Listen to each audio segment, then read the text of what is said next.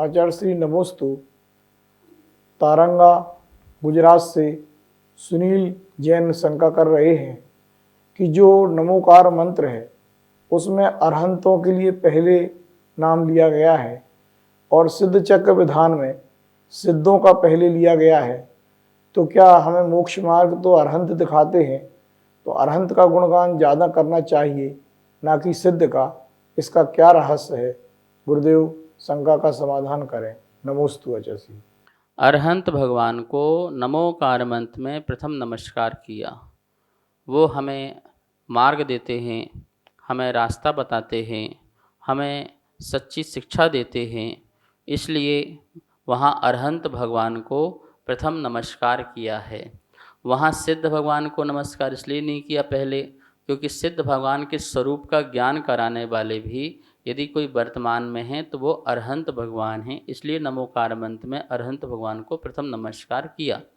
वो तो हो गया वहाँ पर पंच परमेष्टि की अपेक्षा कि पहले नमस्कार किसको करें, लेकिन यहाँ पर स्वतंत्र रूप से सिद्ध की आराधना चल रही है। सिद्ध चक्र महामंडल में तो स्वतंत्र रूप से सिद्ध की आराधना है, तो एक एक परमेष्टि की भी स्वतंत्र रूप से आराधना हो सकती है।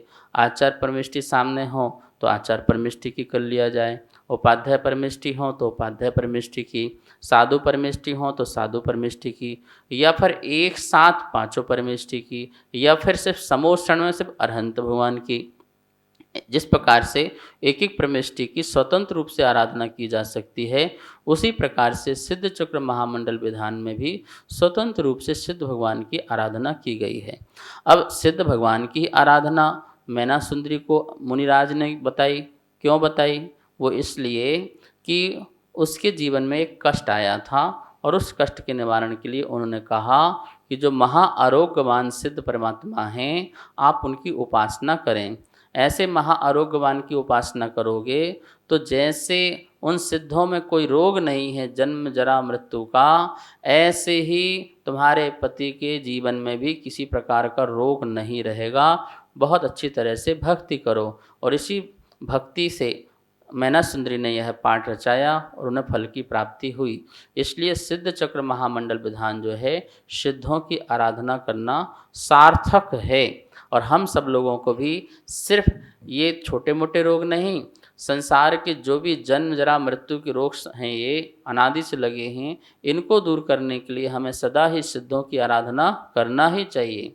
और हमारे आदर्श भी यदि कोई हैं तो सिद्ध भगवान हैं, क्योंकि हम सब लोगों को सिद्ध परमात्मा होना है। आचार्य श्री नमोस्तु। आलोक जैन झारखंड से शंका कर रहे हैं कि जो तीर्थंकर भगवान के गर्भ कल्याणक में 56 कुमारियां ही क्यों आती हैं? क्या 56 की जगह 54 या 65 ऐसा कुछ नहीं हो सकता है? कृपया शंका का समाधान करें। नमोस्तु आचार्य श्री। 56 कुमारी ही क्यों? कुछ कम हो जाएं या कुछ ज़्यादा हो जाएं, तो देखो जैसा जिनेंद्र भगवान ने अपने ज्ञान में देखा और वैसा ही हमको बताया, ऐसा ही नियोग उनको अनंत काल आगे अनंत काल पीछे के दिखे। अब जैसे कोई बोले कि 24 तीर्थंकर ही क्यों, 25 हो जाते या एक आध दो कम हो जाते, तो नहीं, ये कोई फिक्स वाली संख्या है। कैसे फिक्स की? क्या जिनेंद्र भगवान ने फिक्स की? नहीं, जिनेंद्र भगवान ने भी फिक्स नहीं की। उनके ज्ञान में ऐसा ही दिखा।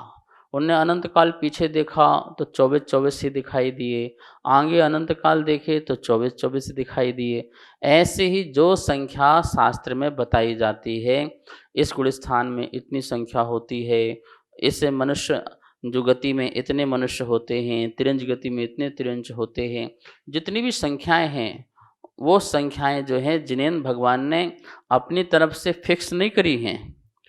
जो ज्ञान में, केवल ज्ञान में झलका है, सर्वज्ञता में आया है, उसी को ही उन्होंने हमें बताया है। तो उनके ज्ञान में 56 कुमारियाँ दिखी तो उन्होंने 56 कुमारियों बता दी कि गर्भ कल्याण में 56 कुमारियाँ जो हैं गर्भ शोधन आदि के लिए या माता को संतुष्ट करने आदि के लिए आया करती हैं। आचार्य श्री नमोस्तु। रेखा जैन रोहिणी से दिल्ली से शंका कर रही हैं कि जो अष्टद्रव्य में एक दीपक भी एक द्रव्य है, वो है रात्रि में जब हम संध्या काल में या रात्रि में आरती करते हैं, तो क्या इसमें हमें कोई दोष है, या अष्टद्रव्य न करके एक द्रव्य से पूजन का लाभ या उसका हमें सौभाग्य मिलेगा? कृपया शंका का समाधान करें। नमोस्तु आचार्य।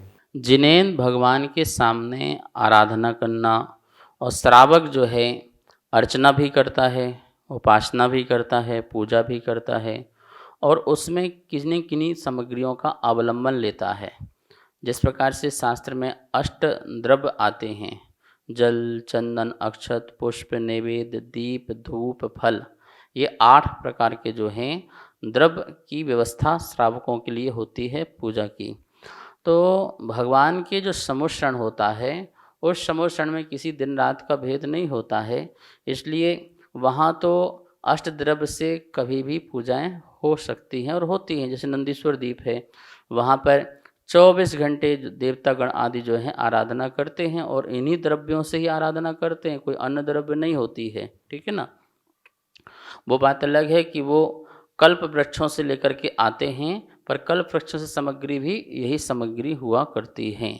अब रही बात, जैसे कुछ स्थानों पर जो व्यवस्था है कि सूर्य अस्त के बाद हमारे यहाँ पर बादाम नहीं चढ़ेगी, फल नहीं चढ़ेगा, नारियल नहीं चढ़ेगा।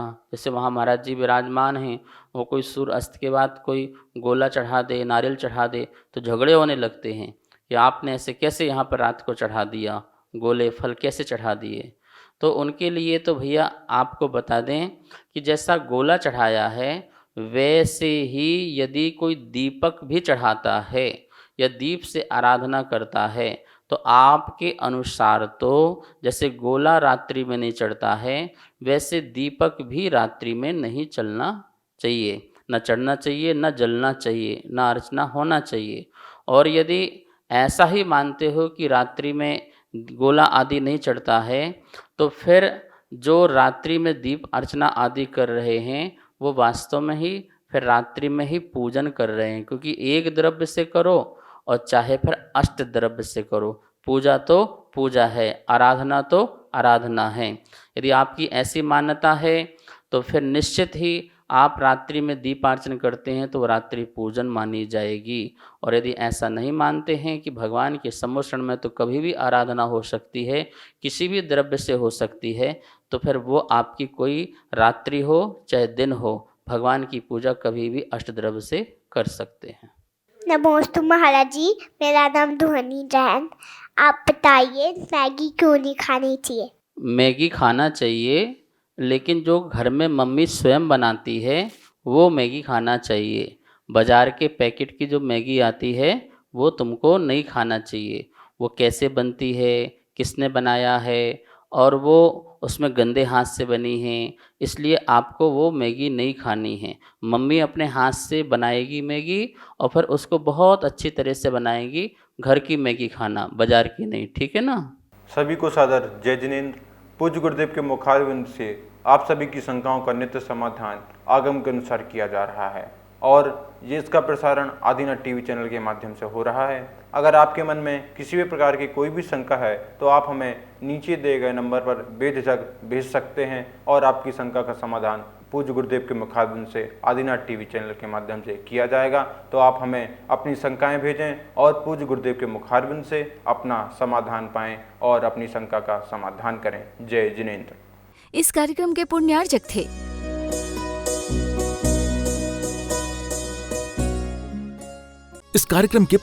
थे श्री खंडेलवाल दिगंबर जैन मंदिर, राजा बाजार, कनॉट प्लेस, नई दिल्ली, एवं श्री खंडेलवाल दिगंबर जैन मंदिर, वैदवाड़ा, दिल्ली के अंतर्गत खंडेलवाल दिगंबर जैन पंचायत, दिल्ली। जिनेंद्र जैन नरपतिया अध्यक्ष, धीरज जैन कासलीवाल महामंत्री, विजय लोहाड़िया विक्की उपाध्यक्ष, गौरव पाटोदी मंत्री, विनोद पांड्या कोषाध्यक्ष।